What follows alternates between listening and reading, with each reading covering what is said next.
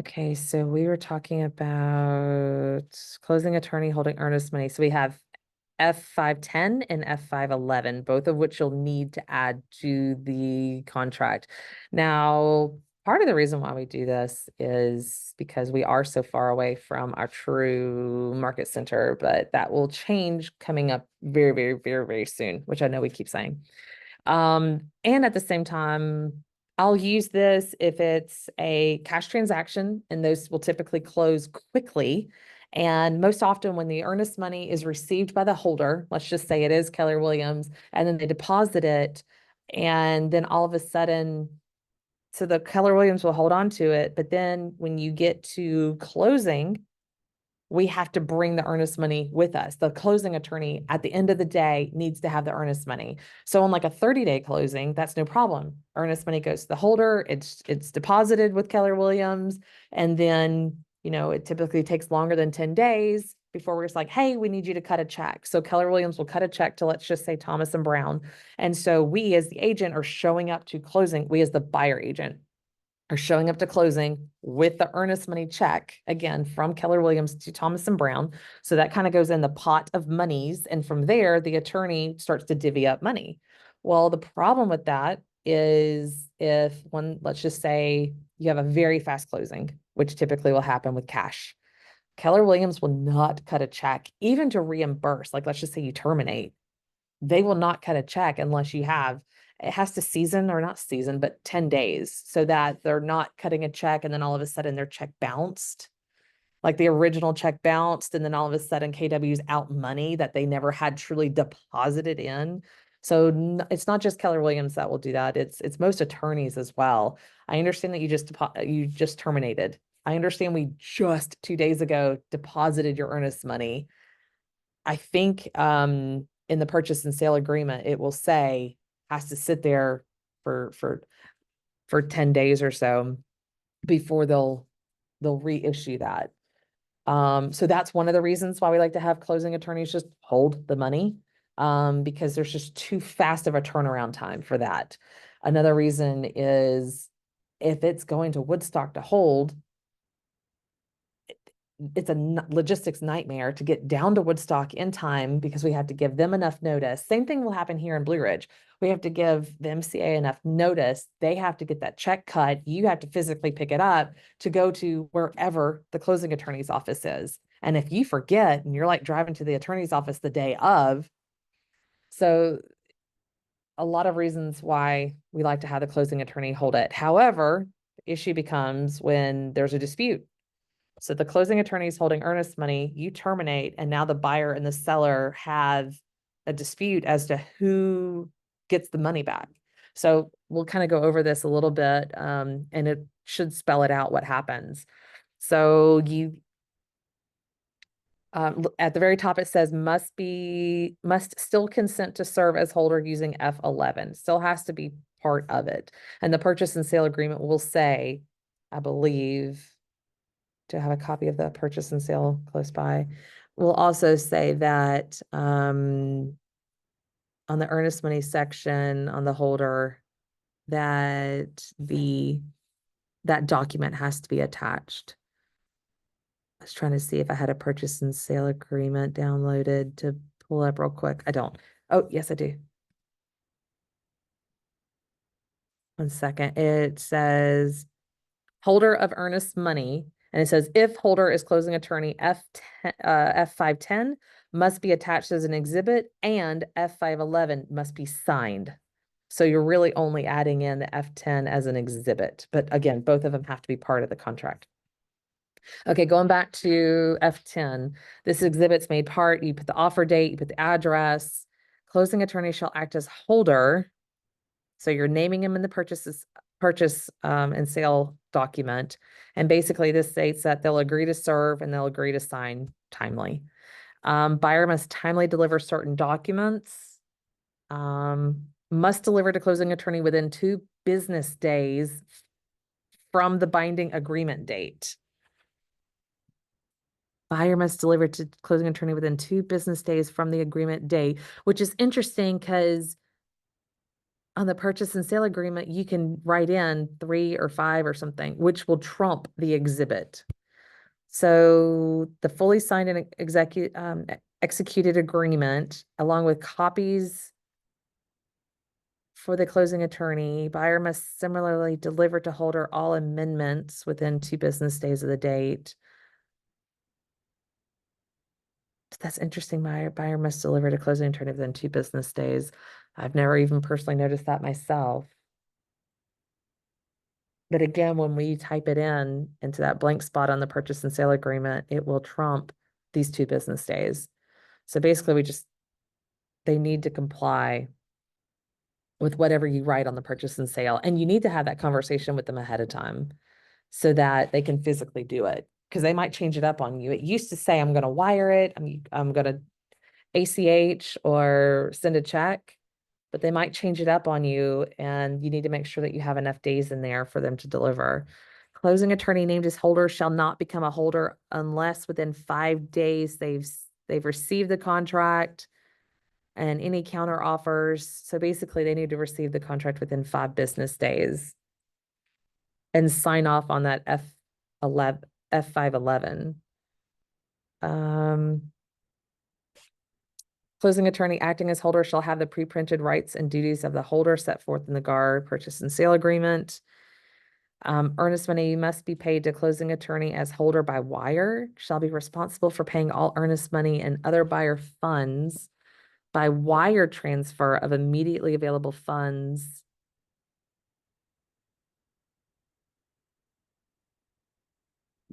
Acting as holder by wire. So the way I'm reading this, it's stating that it has to be by wire. But I've had them drop off checks. I've even had them drop off cash, which is a massive no-no. Or by other method deemed acceptable or required by closing attorney. Okay. So now this is telling us checks or whatever they'll allow. Failure of closing attorney to become holder because they reject being the holder or fails to timely become holder, meaning they've not signed off on it. Then the alternative holder named below, who must be a broker in this transaction, shall automatically become the holder. Okay. And then that's where you list in, and I always write in Keller Williams Realty Partners, Keller Williams Elevate. Now, some agencies don't hold it. So I've had some, or I've worked for some where they don't have the escrow account set up to hold earnest. So it's not unusual if you're a listing agent and you're getting an offer from, Mom and Pop LLC, and they list Keller Williams as the alternate holder. That's okay. Closing attorney holding earnest money in an all-cash transaction. In an all-cash transaction where closing attorneys representing, closing attorney can hold the earnest money, but in the event of a dispute between the parties regarding the disbursement, closing attorney shall not disperse the funds based upon reasonable interpretation. Instead, any provision to the contrary contained in this agreement, in the event of a dispute regarding earnest money in an all-cash transaction where closing attorney is representing the buyer or seller, the only remedy available to closing attorney to resolve shall be interpled the funds into a court of competent jurisdiction. Okay. That's good to know. The notice, procedures, and the agreement shall control regard. And so basically you're listing all their contact information. You want their email, their address, their phone number, everything. Any questions about that? That's definitely the con.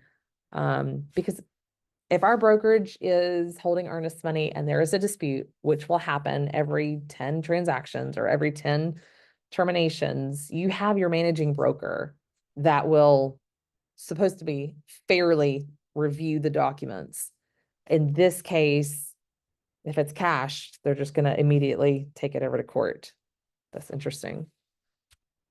So if there's a dispute where the earnest money goes, like they don't just like return it to the buyer? No, there's that. I think it's mentioned in the purchase and sale agreement where it has like that 10-day notice. They have to provide that 10-day notice. You have a chance, both sides have a chance to come back to the agreement, come back to claim, oh, I deserve the money because of this and this. then the managing broker will take both of those reasons and look at it in a very factual way and try to line up timelines, et cetera, to make that determination. There's no automatic, unless you're in within the due diligence. But it's typically when you're outside of due diligence, when you have other contingencies, that's when it gets hairy. And then you have the F11, F511.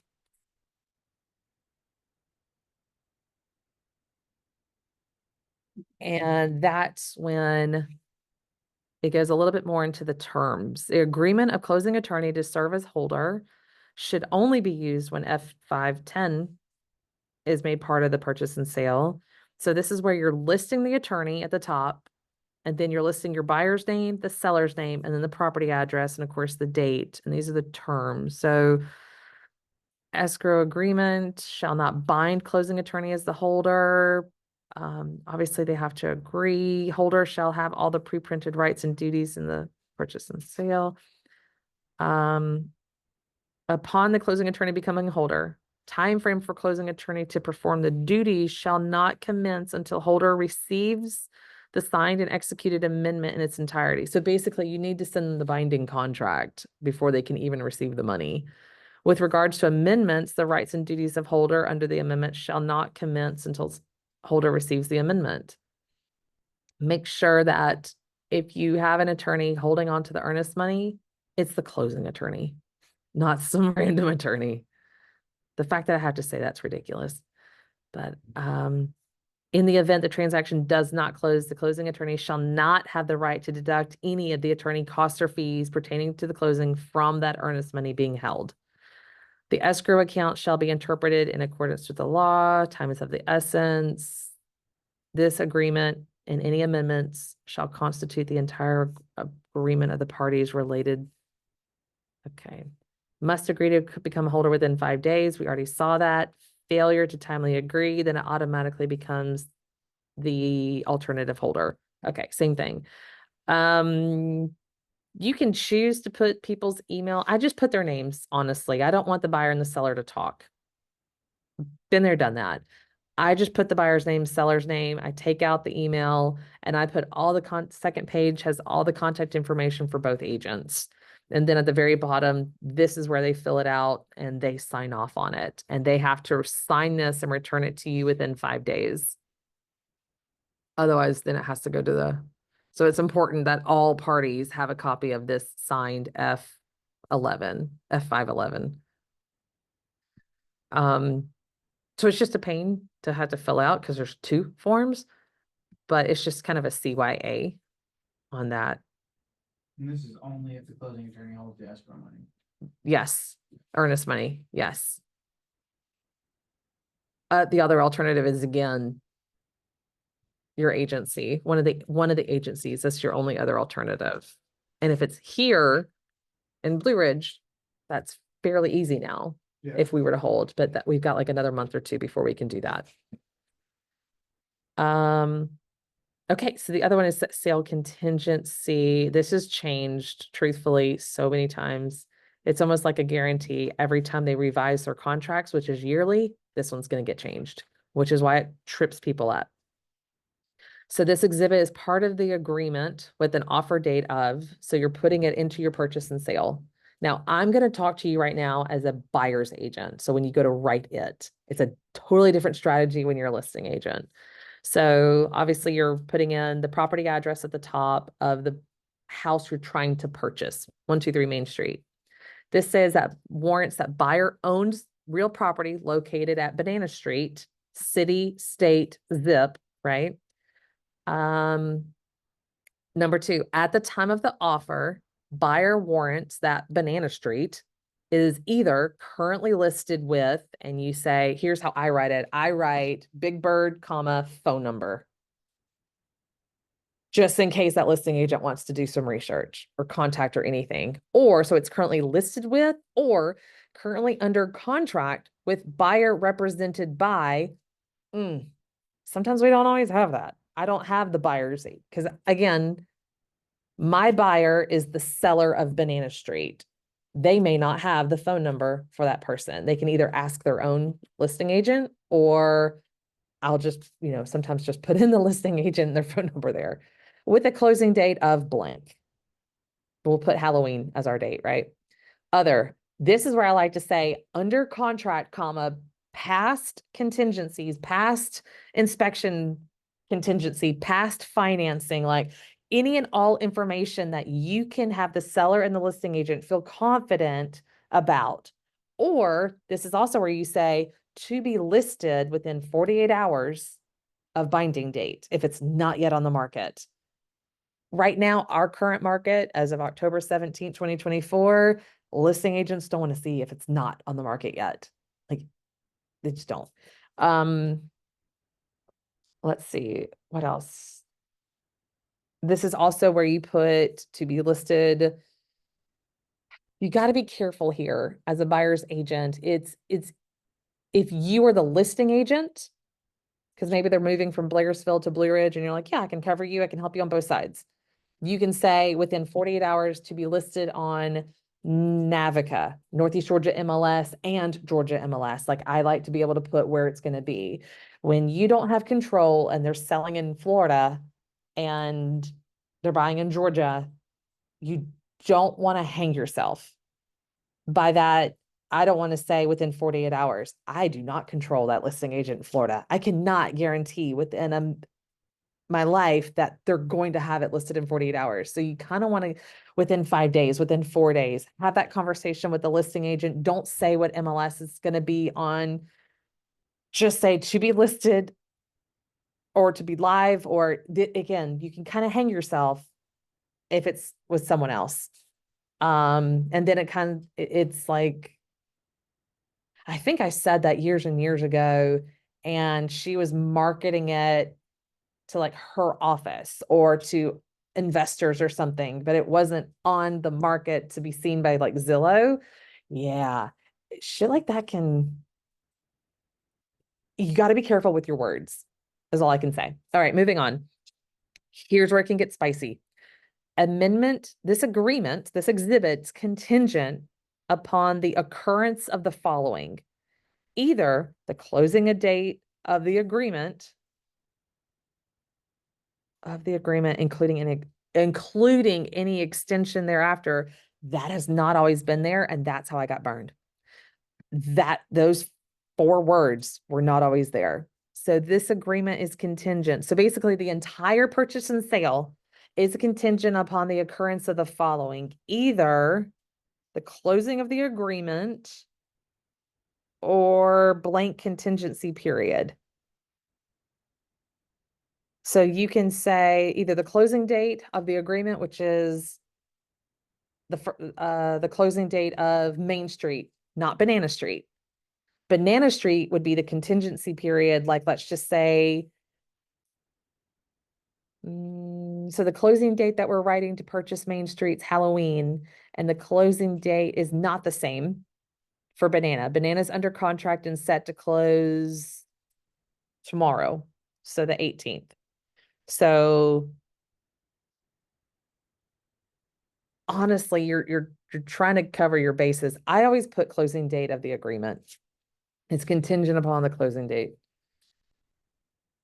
I did just have a client who's closing tomorrow who closed last week on our house in New Jersey. So that's really kind of your contingency period. They're not able to buy Main Street until Banana Street sells.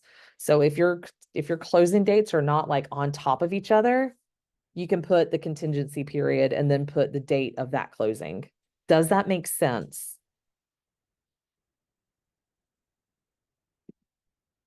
Okay. And you have to select A or B. Any selection not selected shall not be part of this agreement. So, okay, so you don't have to select A or B. If you don't, please put in A in these boxes. If you don't, fill this out. Buyer closing on the sale of the other property, unless the other property is under a binding purchase and sale contract at the time of the offer, buyer shall keep the other property listed for sale with a real estate broker at a list price of not more than until it is sold or closed upon.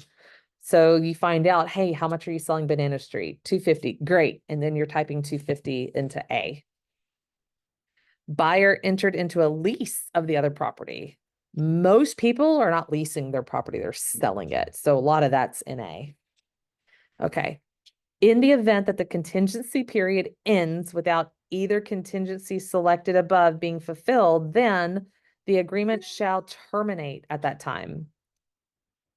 So this is where I got burned. I did not have my, even though this was completely written several years ago, that basically is what happened. I said that their contingency was to happen by XYZ date, which was completely different from the closing date.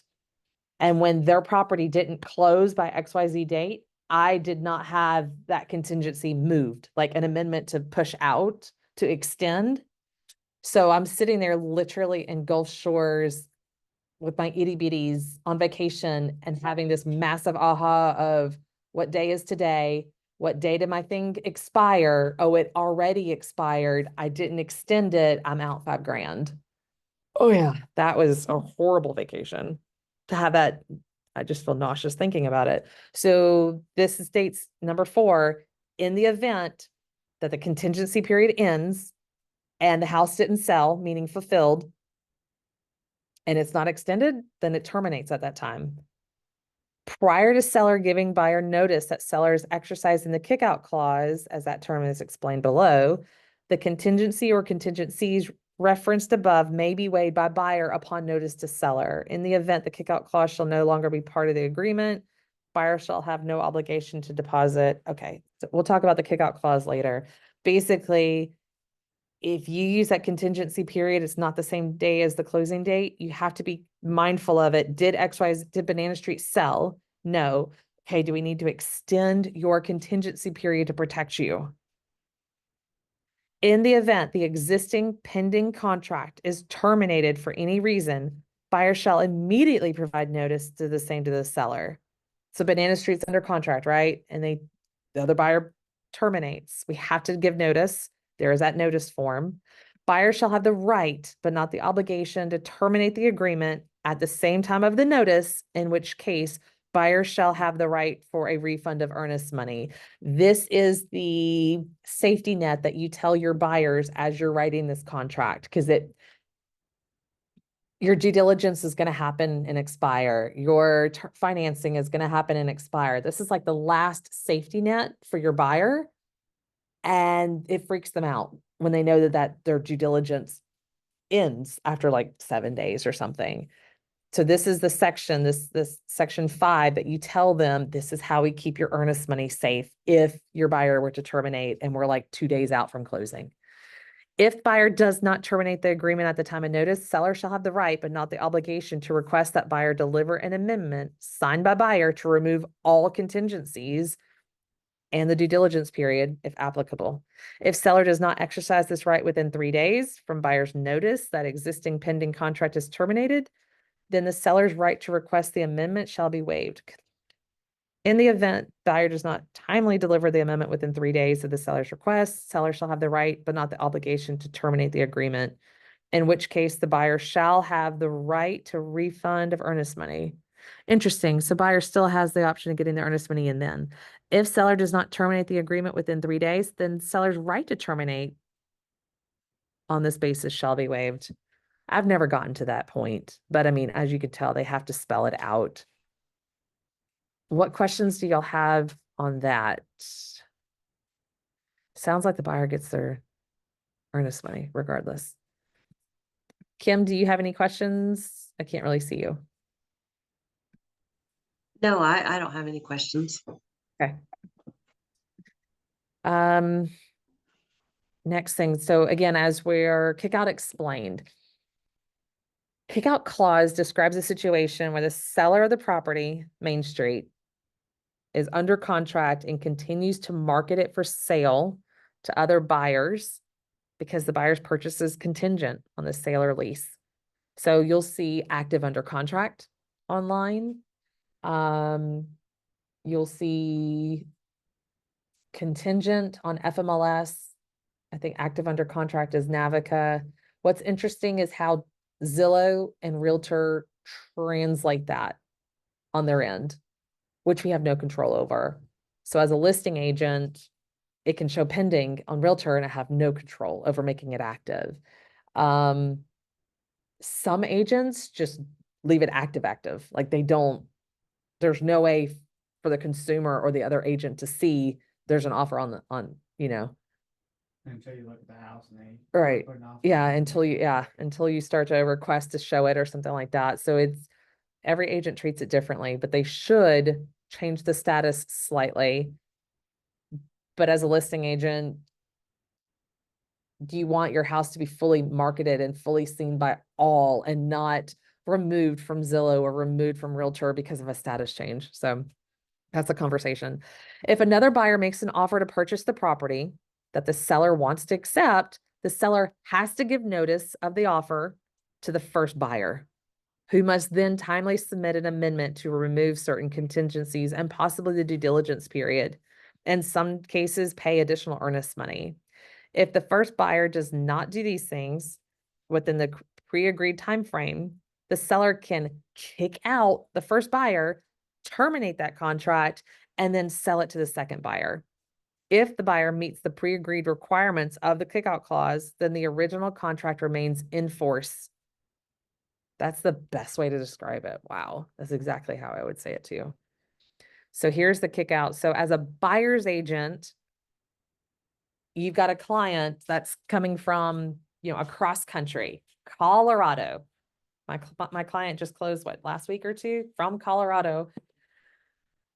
They didn't want to sell their house in Colorado and have a kick out in Georgia. Because to them, they want that security of knowing that they have their house in Georgia locked in, etc. They don't want to kick out. They don't want it to still be marketed and potentially risk to lose it. So most people just want option 2. This agreement is not subject to a kickout clause. However, as a listing agent, we wanted to continue to market it. Or again, if it's under contract, you're past all these contingencies, you're like, okay, fine. If you're about to close in like 2 weeks, I feel confident. I've talked to your listing agent. I've talked to that buyers, etc. I feel confident. Then maybe your seller has no problem with no kick out. But these that are like, I haven't even listed it, I have nothing, blah, blah, blah, you're like, cute. I might accept your offer, but we're gonna do option 1. In the event seller receives a bona fide offer to purchase, that seller gives notice of the offer to buyer. You have 24, 48, I wouldn't go any more than 48. You have 48 hours after notice of, buyers shall then have 24 hours after receipt of the notice to then deposit additional earnest money of blank and deliver to seller an amendment to the agreement signed by buyer in which buyer agrees to remove from the agreement the contingencies listed below. So let's just say you're on day 3, it's binding. You still have your due diligence, your financing, you still have all your contingencies. They're literally going to ask you to remove and waive and lose all of the safety nets. So you're either agreeing, I agree that all contingencies and due diligence shall no longer be part of the agreement, even though we're day 3 of the contract and you've gotten barely anything done, right? Or the contingencies or due diligence period check below shall no longer be part of the agreement. Okay. So you never know if another bona fide offer is going to come in or when it's going to come in, but you're kind of pre-agreeing as a buyer. I agree to waive this. If another bona fide offer comes in, it's a gamble. Or you can say all unexpired contingencies shall remain a part of this agreement. So day 3, none of your contingencies have expired. You're still actively inside of them. You can do C. I don't want any of my contingencies to expire. So you can make it subject to a kick out. You can still market it. I agree, give you 24-hour notice. You got to give me an additional. Sometimes you can double your money. If you're already holding $3,000, you can ask for another $3,000. It's still protected because you're going to keep all your unexpired contingencies. You have to ask out, like, most of the time, like, the additional earnest money, but most like. I don't know if that's like a client thing, like if you ask a client what, like, what do you wanna ask, or if you go, hey, you know, like, I think we should ask for this much. Earnest money rule of thumb is about 1% of what you're Yeah. offering. But in this case, like, you're trying to like basically get them to buy their slot. Yeah. That's the idea, is like, okay, I want you to pay me to sell you the house. Hmm. Like, I wanna see how serious you are, so that's what I was Yeah. wondering how. Like, a general sense, do you wanna like ask for the same amount again, or do they just say, okay, like, or do you talk to your client, go, hey, how much more earnings money would you feel comfortable giving? Knowing in that you order still would not to have these sell? contingencies Yeah. and yeah. In order- Trying to lock it in. Yeah. You're basically buying the seller as a bribe. How much? Yep. And it's going to be held by the holder. Seller shall give to purchase property seller would like to accept. Seller shall then give notice of the offer, shall then have, yes, to deposit with holder. Okay, I just wanted to see that written in there.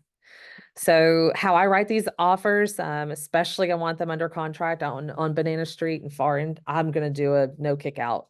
That's typically how I present. Now, how it's countered back to me, that's another thing. That's typically where we're gonna start using option 1 as well. And then any provision to the contrary, the removal of such checked provisions from the buyer from this agreement shall not eliminate any rights in either of those contingencies. Like, I can still request an amendment to address property concerns, or sellers can still request proof of funds. Let me see. Obviously, a copy has to be presented. Seller shall execute amendment, and you can write in special stipulations as well. So this is something to definitely slow down and go over with your buyers and your seller as well. I love how they included any extension. So let's just say closing date. This has happened years and years and years ago. We had where it was the sale contingency. It was to close on January 1st. The closing date moved. So we got an amendment. All parties acknowledge and agree closing date shall be January 2nd. We did not extend so it used to have a closing date. It was written in the contingency. So you would write the date in on the sale contingency, and you would write the date in on the closing date on the purchase and sale. So there's 2 dates. So every time you do an amendment, you need to push back those dates, and you need to do them together. There was one time we pushed it back like 4 times, and both dates were pushed back twice. But that third time, it was just, we used the closing date extension agreement. It was just pre-filled out. So we just moved the closing date, not also pulling the contingency date. Guess what didn't close? Banana Street. Oh yeah, that was not good. So it was a nightmare. So this thing again has been redrafted. You just want to slow down and absolutely call me. I call attorneys as of recently as like this summer. Because again, this was updated as of July 1st. So this thing is constantly tweaked. So call me, call someone, call attorney. Hey, walk me through this. It can get a little convoluted. So Kim, do you have questions? I hope I explained that as well as I could. No, I think it was very well explained. Okay. And then my horror stories. Okay. Let me see.